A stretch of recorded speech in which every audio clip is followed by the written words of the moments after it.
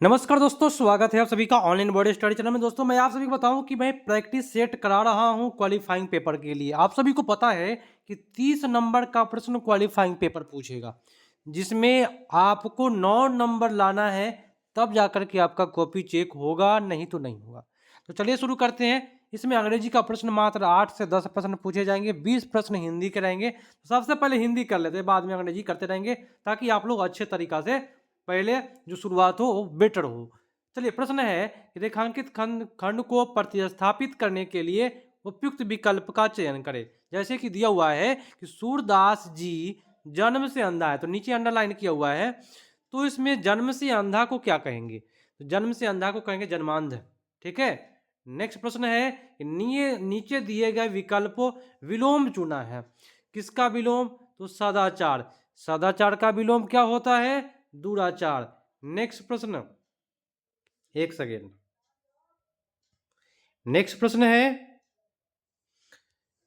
कहता है कि दिए गए वाक्यांश के लिए एक शब्द दीजिए। जैसे कि यहाँ पे दिया हुआ है जिसकी बुद्धि कम हो, एक शब्द में बताइए उसको क्या कहिएगा। जिसकी बुद्धि कम हो वह मंद बुद्धि। ठीक है।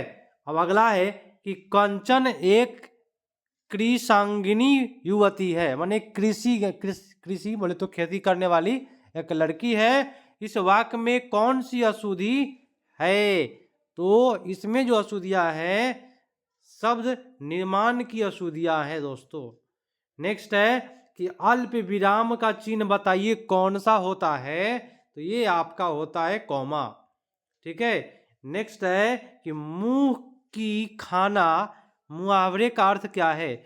मुंह की खाना, तो मुंह की खाना का मुहावरा होता है हार जाना। अगला, मिथिलेश कुमारी किन्हें कहते हैं?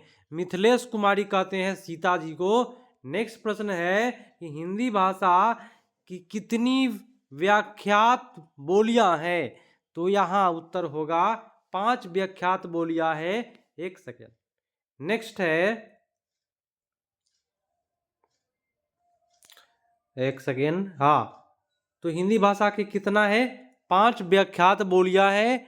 नेक्स्ट प्रश्न है, और नेक्स्ट प्रश्न कहता है कि पृष्ठांकन का अंग्रेजी अनुवाद क्या होगा? इसका अंग्रेजी अनुवाद हो जाएगा इंडोर सीमेंट। ठीक है, आपका उत्तर डी पर जाएगा। नेक्स्ट प्रश्न है कि एफिडेविट का हिंदी अनुवाद बताना है। आप लोग जानते हैं कोई डॉक्यूमेंट में गड़बड़ी हो तो एफिडेविट बनवाना पड़ता है, तो उसको कहते हैं हिंदी में शपथ पत्र। नेक्स्ट है, हिंदी भाषा को कौन सी लिपि में लिखी जाती है? तो देवनागरी में। छंद से संबंधित गणों की संख्या कितनी है? तो 8। छंद से संबंधित गण की संख्या कितनी है?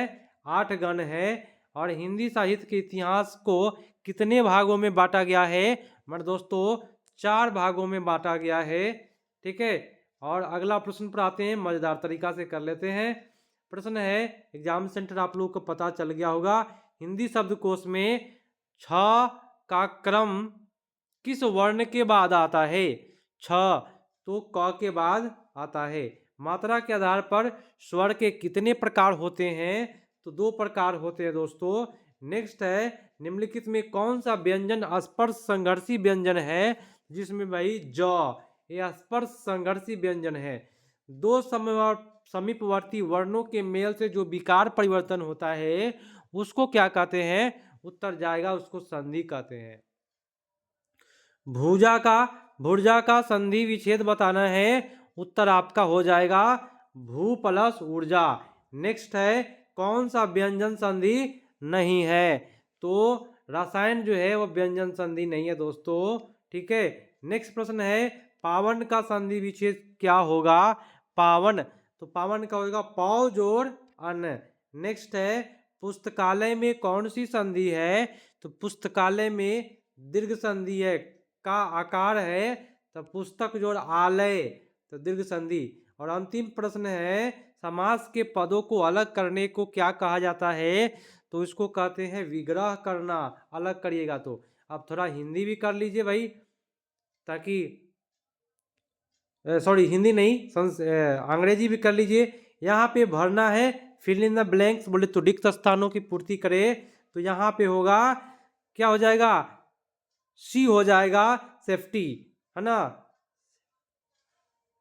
नेक्स्ट प्रश्न है कि सेलेक्ट द इनकरेक्ट, इसमें गलत वर्ड का चयन करना है, तो इसमें कौन सा गलत वर्ड हो जाएगा, तो उत्तर आपका ए वाला जो हो जाएगा वह गलत हो जाएगा। इसका स्पेलिंग होता है SUBSEQUENT, ठीक है, एक के लिख दिया है, ये गलत है। नेक्स्ट बोला इसमें कॉमन ईरर का पॉइंट बताना है कि कहाँ पे कॉमन ईरर इसमें हो रही है, बोले तो गलतियां हो रही है, तो इसमें होगा टीचेस स्टूडेंट, है ना, टीच स्टूडेंट हो जाएगा, आपका उत्तर बी होगा। इसमें फिल इन द ब्लैंक्स करना है, रिक्त स्थानों की पूर्ति, तो हो जाएगा कंपल्सरी, है ना, ठीक है, आपका उत्तर सी हो जाएगा। नेक्स्ट कहता है, फिर से बोला क्या, इसमें बताना है कि कहाँ पे इसमें गलतियां हुई है उसके बारे में, और हुई है तो वहाँ पे क्या होना चाहिए, तो उत्तर होगा टू होम होना चाहिए, है ना। इसमें क्या हो रहा है भाई, ईरर फ्रॉम, तो टू होम, ये गलत हो गया।